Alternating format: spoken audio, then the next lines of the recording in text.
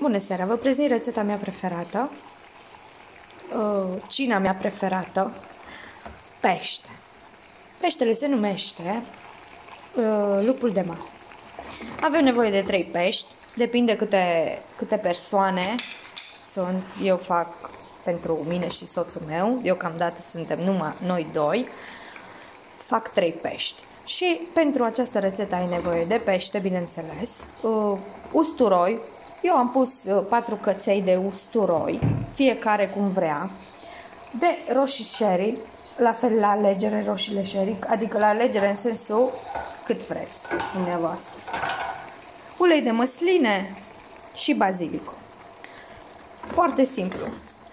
Se încinge tigaia, se pune uleiul de măsline, se pune usturoiul puțin, se călește puțin usturoiul în ulei, se pune peștele, lăsăm un pic să se facă, se adaugă sare și piper după gust.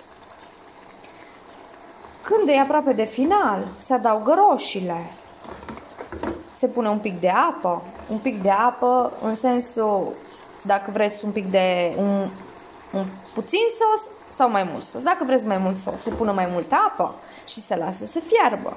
Dacă vreți mai puțin sos, mai puțin apă. Eu, după cum vedeți în videoclip, am pus apă mai multă, deoarece mie îmi place sosul.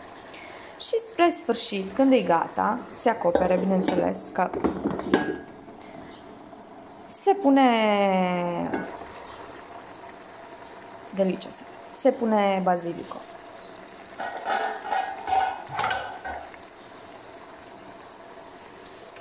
Deja, imediat este gata. Un deliciu. Mi se pare. Eu zic că este delicios. Peștele se vede când este gata. Ei să fac ochii de vinali.